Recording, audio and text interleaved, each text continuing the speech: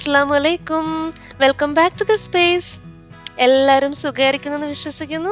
ഇന്ന് നമ്മൾ ചെയ്യുന്നത് നമുക്ക് നല്ല ഫെമിലിയർ ആയിട്ടുള്ള കോമൺ ആയിട്ടുള്ള ഫ്രഞ്ച് ടോസ്റ്റ് ആണ് കേട്ടോ. 2 ടൈപ്സ് ഓഫ് ഫ്രഞ്ച് ടോസ്റ്റ് ആണ് കാണുന്നത്. അതിൽ ഫസ്റ്റ് വൺ എന്ന് പറയുന്നത് നമ്മളുടെ ഒരു ക്ലാസിക് ഫ്രഞ്ച് ടോസ്റ്റ് ആണ്, നമ്മൾ ചെറുപ്പം മുതലേ കണ്ട് കഴിച്ചിട്ടുള്ളതും. സെക്കൻഡ് വൺ എന്ന് പറയുന്നത് അതിൻ്റെ ഒരു ട്വിസ്റ്റ് ആണ്, നമ്മളുടെ ക്ലാസിക് ഫ്രഞ്ച് ടോസ്റ്റിൻ്റെ ഒരു ട്വിസ്റ്റ് ആണ്. അപ്പോൾ മുഴുവൻ കണ്ടു നോക്കണം കേട്ടോ എങ്ങനെയുണ്ടെന്നുള്ളത്. പിന്നെ എൻ്റെ അടുത്ത് ഫീഡ്ബാക്ക് കൂടെ പറയണേ. അതിന് വേണ്ടിയിട്ട് ഇവിടെ ഞാൻ എടുത്തേക്കുന്നത് 3 മുട്ട എടുത്തിട്ടുണ്ട്, മുഴുവനും എടുത്തിട്ടുണ്ട്. അങ്ങനെ എഗ് വൈറ്റും യോക്കും ഒന്നും സെപ്പറേറ്റ് ചെയ്തിട്ടില്ല. പിന്നെ എടുത്തേക്കുന്നത് പാല്. ഈ 3 മുട്ടയ്ക്ക് ഒരു 1/2 കപ്പ് പാലാണ് എടുത്തിട്ടുള്ളത്. അപ്പോൾ ആ പാൽ ഒഴിച്ചു കൊടുക്കും. പിന്നെ അതിലേക്ക് ഒരു 4 ടേബിൾ സ്പൂൺ ഷുഗർ ഇടുന്നത്. മധുരത്തിന്റെ അളവ് നമുക്ക് വ്യത്യാസപ്പെടുത്താം. പിന്നെ ഒരു 1 ടീസ്പൂൺ വാനില എസൻസ് ഒഴിച്ചു കൊടുക്കുന്നുണ്ട്. ഈ ബാറ്ററിലേക്ക് നമുക്ക് വേണമെങ്കിൽ കാടമും പീസസ് ഇടാം കേട്ടോ. അത് നല്ലതുപോലെ പൊടിച്ചിട്ട്, ഏലക്കായ നല്ലതുപോലെ പൊടിച്ചിട്ടിടാം. ഇവിടെ ഇപ്പം ഞാൻ ഏലക്കായ ഇട്ടിട്ടില്ല, കാരണം അതിൻ്റെ ചെറിയ തരിയൊക്കെ വന്നാൽ പോലും കുട്ടികൾക്കും ഇഷ്ടമല്ല, പിന്നെ എനിക്കും അങ്ങനെ വലിയൊരു ഇഷ്ടമൊന്നുമില്ല. അപ്പോൾ അത് കാരണമാണ് വാനില എസൻസ് ആഡ് ചെയ്തത്.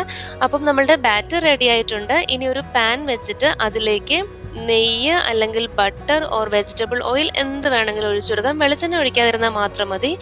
ഞാനിപ്പോൾ എടുത്തേക്കുന്നത് ബട്ടറാണ്. അതിനാണ് കുറച്ചും കൂടെ ടേസ്റ്റി ആയിട്ട് എനിക്ക് തോന്നിയേക്കുന്നത് കേട്ടോ. എന്നിട്ട് ആ പാൻ ഒന്ന് ചൂടാകുമ്പോഴത്തേക്കിനും നമ്മളുടെ ബ്രെഡ് പീസസ് എടുത്ത് ഈ ബാറ്ററിൽ ഡിപ്പ് ചെയ്തിട്ട് എല്ലാം പാനിലേക്ക് ഇട്ട് കൊടുക്കും.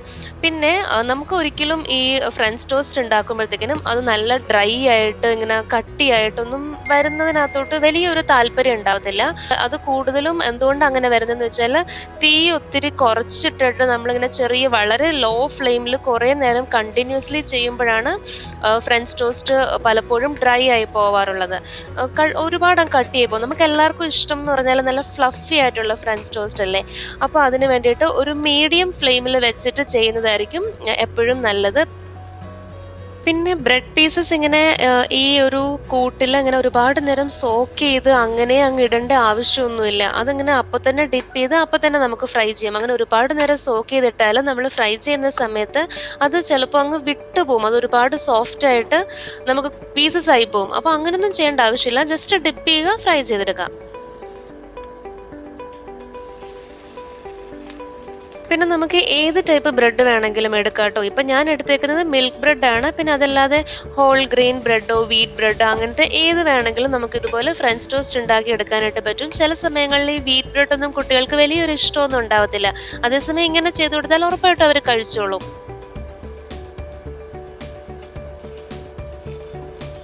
പിന്നെ ഇവിടെ എൻ്റെ ബാറ്റർ കുറയുന്നതിൻ്റെ അളവനുസരിച്ച് ഞാൻ ബ്രെഡിൻ്റെ ഷേപ്പിലും ഒക്കെ കുറച്ച് വ്യത്യാസം വരുത്തി. കാരണം ഫുൾ ബ്രെഡ് സ്ക്വയർ പീസസ് ഇനിയിപ്പോൾ ഈ ബാറ്ററിലേക്ക് പോകത്തില്ലല്ലോ. അപ്പം ഞാൻ ഫസ്റ്റ് അതിനെ ട്രയാങ്കിളിലാക്കി. പിന്നെയും ബാറ്റർ കുറഞ്ഞപ്പോഴത്തേക്കിനും ഞാൻ അതിൻ്റെ ഷേപ്പ് മാറ്റിയിട്ട് ചെറിയ സ്ക്വയർ പീസസ് ആക്കി. അപ്പോൾ എനിക്ക് ഈസിയായിട്ട് ഡിപ്പ് ചെയ്തെടുക്കാമല്ലോ.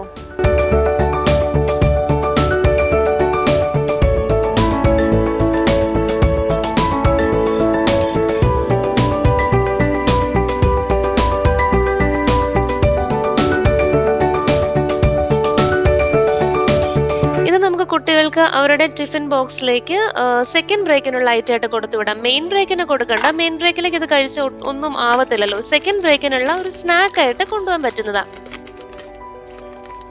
ഇനി വരുന്നതാണ് അവർക്ക് ഒത്തിരി ഇഷ്ടമാവുന്ന, ഈവൻ നമ്മൾക്കും വലിയ ആൾക്കാർക്കും ഒക്കെ ഇഷ്ടമായിട്ടുള്ള ഒരു ട്വിസ്റ്റാണ്. നമ്മളുടെ ക്ലാസിക് ഫ്രഞ്ച് ടോസ്റ്റ് ഉണ്ടാക്കുന്നത് പോലെ തന്നെ സെയിം ടൈപ്പ് ബാറ്ററൊക്കെ ഉണ്ടാക്കിയിട്ട് ഈ ബ്രെഡ് പീസസിന്റെ ഇടയിൽ നമ്മൾ ചീസ് സ്ലൈസ് വെച്ച് കൊടുക്കുക. അങ്ങനെ കൊടുത്തിട്ട് അത് ഈ ബാറ്ററിൽ ഡിപ്പ് ചെയ്തിട്ട് ഫ്രൈ ചെയ്തെടുക്കുക ചെയ്യുന്നത്. അങ്ങനെ ചെയ്യുമ്പോഴത്തേക്കിനും ഈ ചീസ് ചൂട് കൊണ്ടിട്ട് നല്ലതുപോലെ ഒന്ന് മെൽറ്റ് ആവുമല്ലോ. അപ്പം നമ്മൾ കഴിക്കുന്ന സമയത്ത് ആ ഒരു ചീസിന്റെ ടേസ്റ്റ് ഉണ്ടാവും. ചീസിന് എപ്പോഴും കുറച്ചൊരു ഉപ്പ് രസമുണ്ട്. പിന്നെ നമ്മൾ ഉണ്ടാക്കുന്ന ബാറ്റർ എന്ന് പറഞ്ഞാൽ അതിന് മധുരം ഉള്ളത്. അപ്പം ഇതിന്റെ രണ്ടിന്റെയും കൂടെ ഒരു കോമ്പിനേഷൻ ആയിട്ടുള്ള ഒരു നല്ല അടിപൊളിയായിട്ടുള്ള ഡിഫറെന്റ് ടേസ്റ്റ് ആയിട്ടുള്ള ഒരു സ്നാക്ക് നമുക്ക് ഇവിടെ കിട്ടുന്നത്.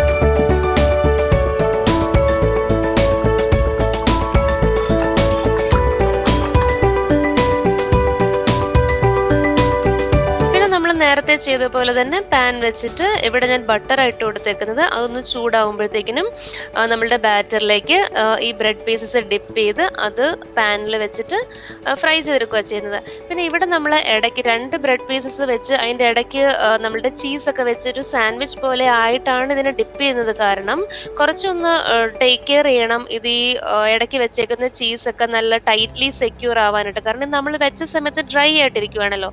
ഇനി ഇത് അടുപ്പിൽ കിടന്ന് ചൂട് കൊണ്ട് അത് ഉരുകി കഴിഞ്ഞാൽ പിന്നെ ഇത് വിട്ടു പോകത്തില്ല. പക്ഷെ ജസ്റ്റ് ആ ഒരു ചൂട് കിട്ടുന്നോടം വരെ നല്ലതുപോലെ ഒന്ന് സെക്യൂർ ചെയ്തിട്ട് വേണം അത് ഇട്ട് കൊടുക്കാനായിട്ട് പാനിലേക്ക് കേട്ടോ.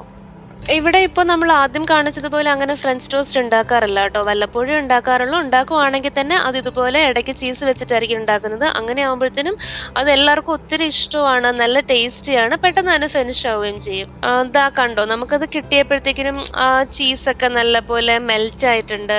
അത് കാണുമ്പോൾ തന്നെ നമുക്കങ്ങ് കഴിക്കാൻ തോന്നും. നല്ല കഴിച്ച് അതിങ്ങനെ വിട്ടു പോകത്തൊന്നുമില്ല. നല്ല ടൈറ്റ് ആയിട്ട് തന്നെ ഇരിക്കും, നല്ല ടേസ്റ്റിയാണ്. അപ്പോൾ നമ്മുടെ ക്ലാസിക് ഫ്രഞ്ച് ടോസ്റ്റിൽ ഒരു ട്വിസ്റ്റും കൂടി ആഡ് ചെയ്തിട്ടുള്ള ഈ വീഡിയോ എല്ലാവർക്കും ഇഷ്ടമായിട്ടുണ്ടെന്ന് വിശ്വസിക്കുന്നു. ഇഷ്ടമായിട്ടുണ്ടെങ്കിൽ എന്തൊക്കെയാണ് ചെയ്യേണ്ടതെന്ന് അറിയാലോ?